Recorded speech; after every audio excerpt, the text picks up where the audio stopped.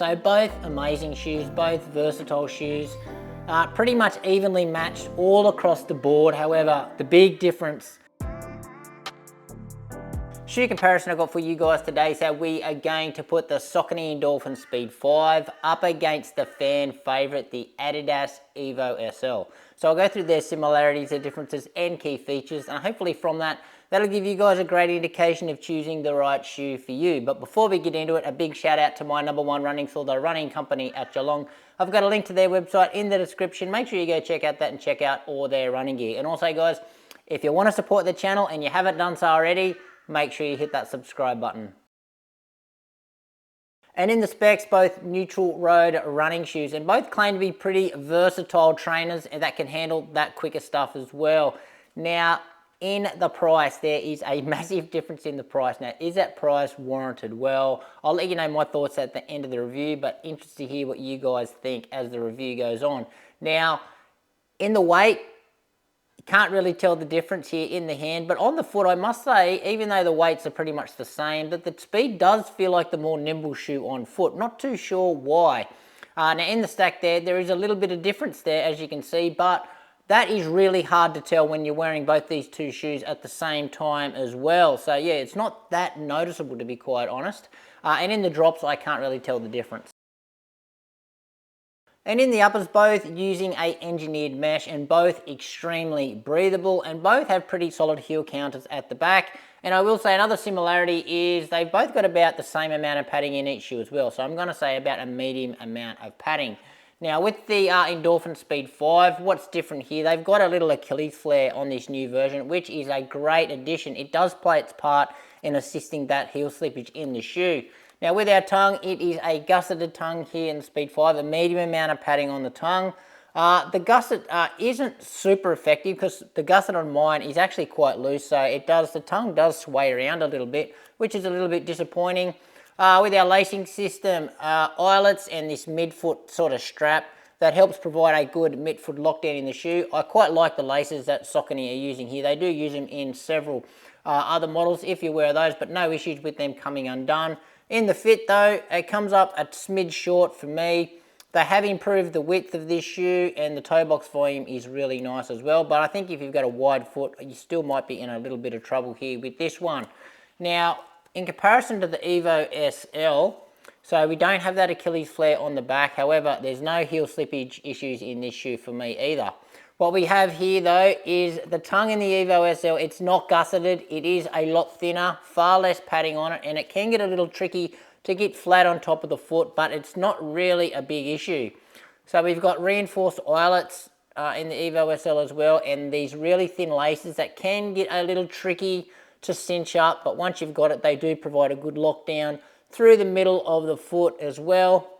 Now in the fit department, I'm going to say true to size for the EVO SL. In the width is good, so it's on the wider side, and a nice amount of volume as well. Now when comparing the size of both shoes, the EVO SL is the bigger fit. So both these two shoes are US 8.5 for me. So the EVO SL is slightly longer and it's wider as well. And in the outsole, both these two shoes have got the same ideas when it comes to covering the bottom of their shoe. So pretty much the rubber coverage, majority of it is in the forefoot and some little spots there in the high wear areas at the rear.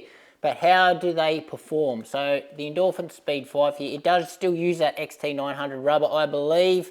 And historically, that rubber has had some issues in the wet conditions. They've got a brand new tread pattern here on this one, but I have to say that it is still like an ice skate on a freshly wet road. So it really does need to improve. Even though it's got a tread pattern on it, it may have improved a tiny bit, but it's still, yeah, it's still no good in the wet. But this tread pattern though does help out if you're running a lot of your runs as well, just on a dirt road or a really light trail. This one will be fine for that. Now, EVO SL, it's got a slick surface on the bottom. Continental rubber is what they use. However, we all know how good Continental rubber is. It's excellent in all conditions. It doesn't need a tread pattern or anything on the bottom because this rubber is sticky enough. So in comparison, in the wet conditions, it's still got a tiny bit of slip, this Continental rubber, especially on this version of the EVO SL, but it's nothing like it is in the Saucony, but in the dry conditions, obviously great, does a great job. It's really durable as well. But where this shoe isn't quite as good as the Saucony is that if you are going to run in this one on a dirt road or a light trail, this slick surface, this shoe is then going to turn into an ice skate. And in the midsoles, both shoes using their brands or a form of their brands super foam. So with the Speed 5, so the foam they're using here, Power Run PB, it's the same one they've used in all the iterations of the Speed. However, I think the formulation has been tweaked. For me, I think it feels a touch softer. But 2 layers of this Power Run PB, and in between that, they've still got their nylon plate. It's got a little wing here on the inside of it just to add a little bit more stability, a little bit more structure to that plate. But rigidity-wise, for a shoe that's got a plate, the Speed is super flexible, especially this version, crazy flexible. So that's just giving the foam, though, something little more, so a little bit more structure than what it would have if it had nothing in there. And it also helps hold the geometry of the shoe as well. Now with our geometry, they are using their speed roll technology here. So it's a probably earlier stage rocker that starts under the joint, under the big toe there. And then it's probably got a medium, like a medium angle of roll forward, but it's in a really unique spot, this Speed 5. There's no shoe on the market for me that feels like the geometry that this speed roll provides in the Speed. I think it's absolutely amazing. But yeah, in the rocker department, it's probably on the earlier stages when comparing it to other shoes, and it's not super aggressive, but it's not gentle either. It's somewhere in the middle. Now, EVO SL, full slab of Light Strike Pro. So that is Adidas's premium super foam. However, this is a different formulation than what you're going to find in their latest race day shoe. So I think it's the same foam as what they used in the previous race day model, so the Pro 3. But one big slab of that. There is no plate in the shoe, but they do have a midfoot shank in the shoe to provide some stiffness. So it's from about here to here. And so what that does, it actually provides the shoe, there's a little bit of flex in the toes there, in the front of the shoe, but through the middle of the shoe, this shoe is super stiff. As you can see there, I can't bend that at all, but we do have that little bit of flex up under the toes there. Now, geometry department, we have got a early stage rocker here, so it is slightly earlier than what you're going to get in the Speed. You can feel this one, as I said, at the joint, the big ball joint where the big toe or the toes are, whereas this one starts just before that. So I'm talking, yeah, a few millimeters just before that. This rocker will kick in, and it is not as aggressive as what you're going to find in the Speed. However, it feels like a longer rocker. Obviously, it starts earlier and it's a longer swoop forward. So that just means that it's actually easier to get onto. You can feel it at those slower paces, but it also works really, really well at the quicker paces as well. Whereas the geometry in this one, you really get the most out of it. I think you need to be running slightly quicker. And in the ride, well, firstly, what jumped out to me is when I wore one of these shoes on each foot and started doing some fast reps in each shoe, just to get a gauge on how different they feel to each other. And what blew me away is how close they were. So how the feedback of the foam and the responsiveness of the foam and the rockers, how really close they were together. So that really surprised me. I didn't expect that whatsoever. But in terms of ride, how do they ride?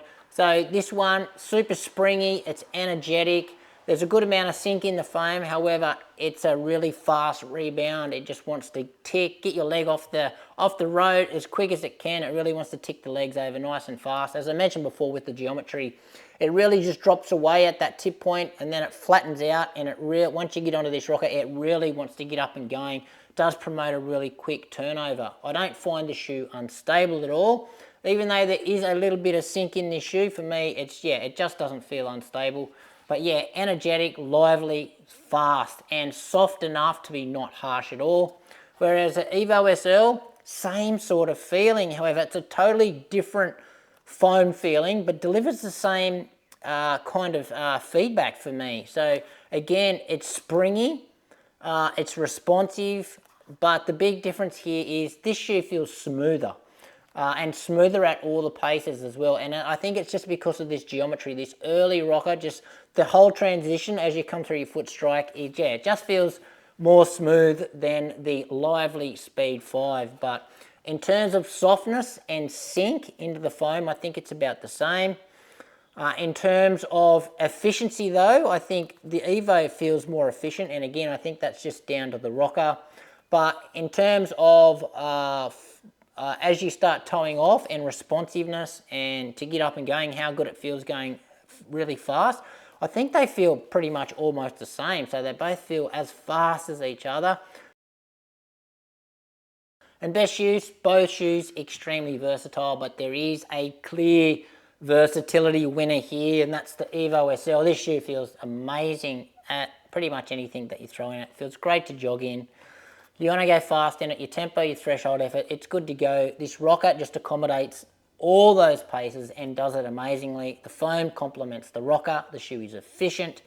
Yeah, race in it if you want. If you want a budget race day shoe, it's good to go. And also, I absolutely love this shoe for a long run. I know some people out there find it too unstable for a long run, but not for me. I think it is a long run beast.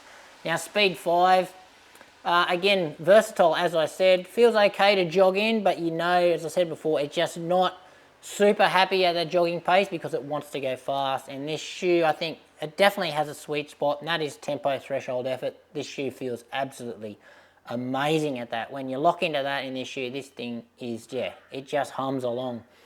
Long runs, I don't know what it is about the Power Run PB foam, but I think it's just maybe a bit too energetic for me to use on a long run. It's a bit too busy through the ankle joint, and I think I get it just gets a bit too much after a while when I use it for a long run, but a lot of people do enjoy the speed to go for your long runs in, so it certainly can be used in that way. Also, if you want to race in this shoe as well, it's got enough up and go in it to be used as a race day option.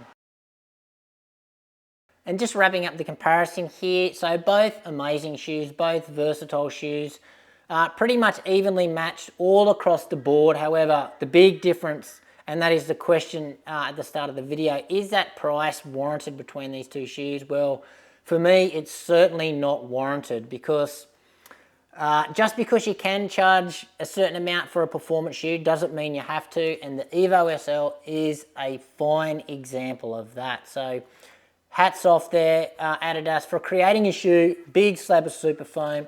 It's just so comfortable, and just keep it at a pretty good price point too.